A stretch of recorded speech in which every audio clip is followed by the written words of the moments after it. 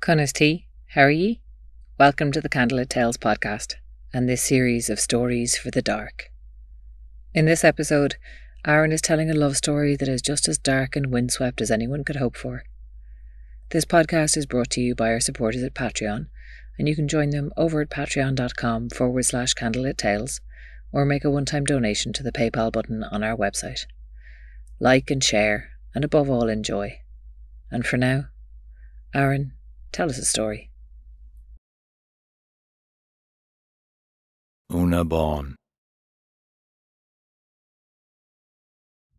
In the west of the country, there was a time where the MacDermott family, they ruled across an area wide and spreading, many green fields, forests, and lakes, all theirs, and their homes built around it. They even built in the 10th century a castle on one of the islands, inside a lake called Lough Key. It to this day still has 32 islands, one for every county in the land itself. And it is there that they say the grave of Una Bawn is still there to this day.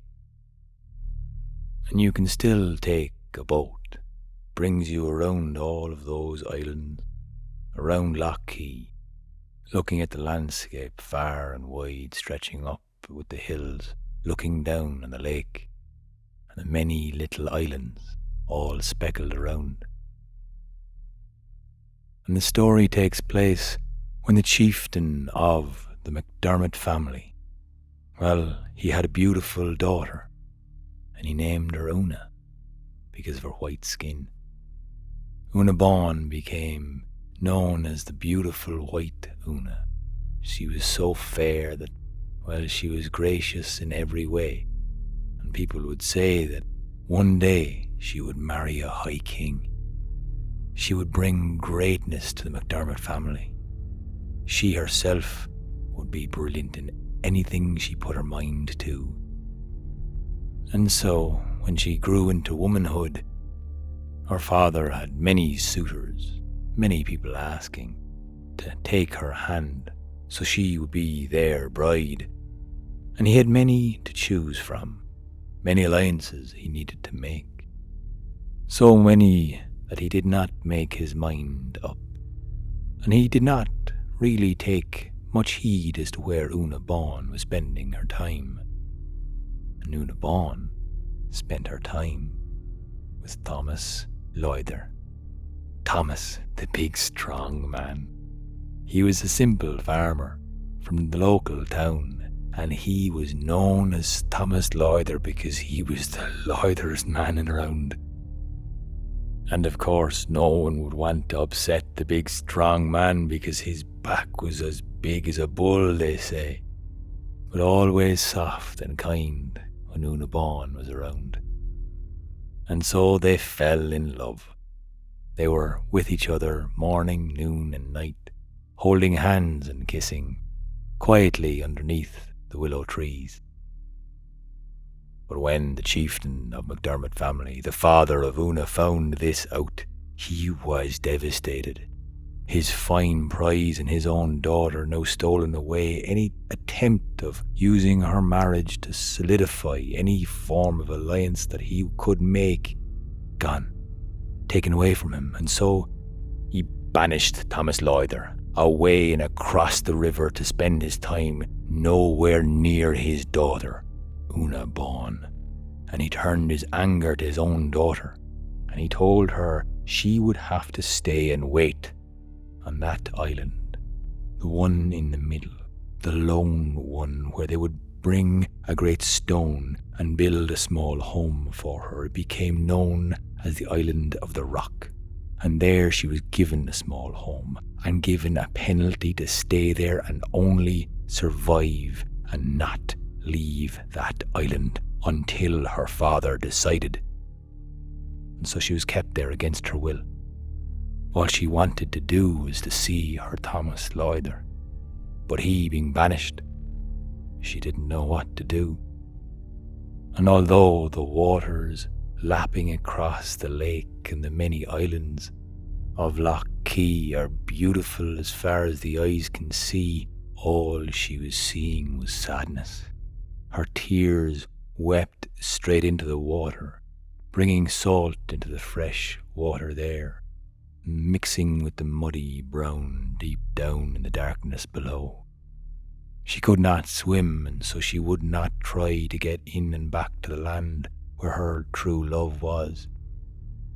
And so she became sick, some say from a broken heart, some say from the fact that she was torn apart from the life she wanted to live and couldn't live it out there on her own. And still some say it was simple malnourishment and abandonment that she endured, and so of course she was going to get sick.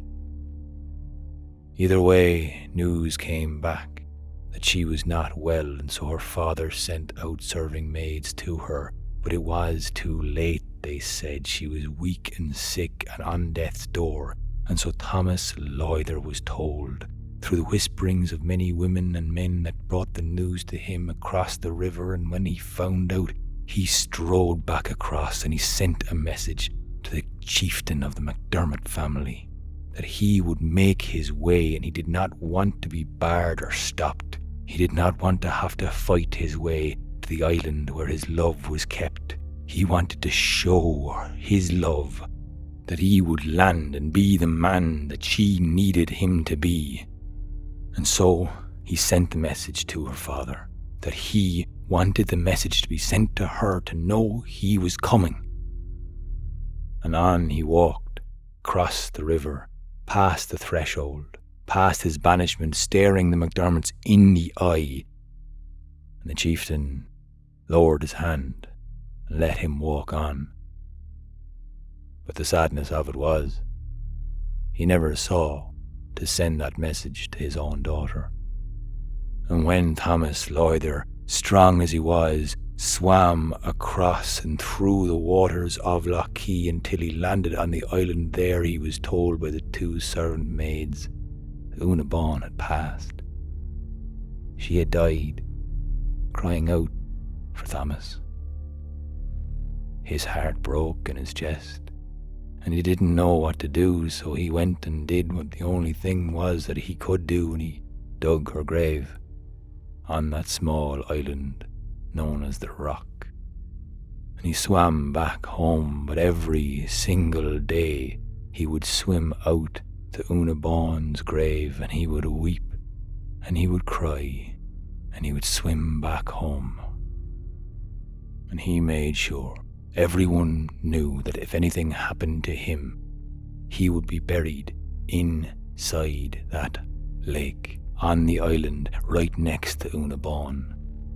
And he continued to swim every day, drenched to the bone, soaked and sad, and in the darkened time of year, when it was cold and wind swept, all of this came back to him. So sad and sorrowful was he that he began to pour his heart out onto that island, and in that moment he became heartbroken so badly that he became sick, and the sickness that was on him stopped his strength, and Thomas Loyther was strong no more and took to his sick bed until he himself was dead.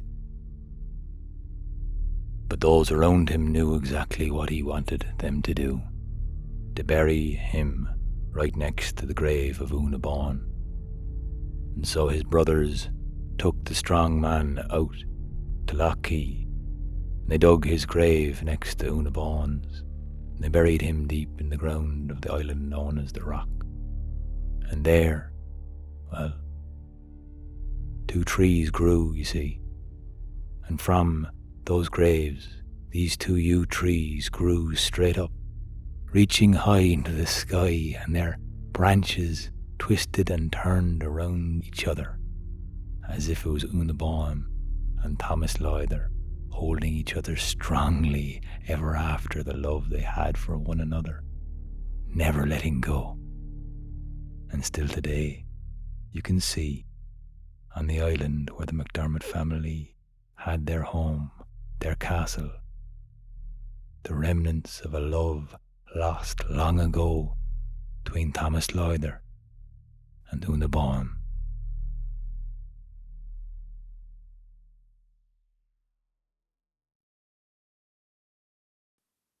This podcast was produced and edited by Oisin Ryan. You can find out more about us on our website, candlelittales.ie.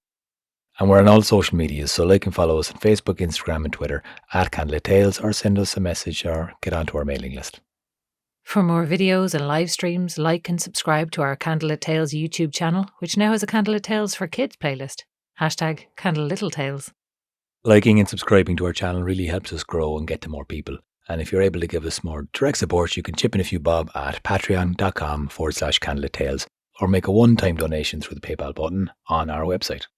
We also do really like to hear back from you with your questions and requests. So please feel free to contact us directly or leave your question in the comments section below. Because what we really want to do is get these stories out there, share them with as many people as possible. So anything you can do to help, we really appreciate. And we really appreciate you listening. Gurb Mila Magad.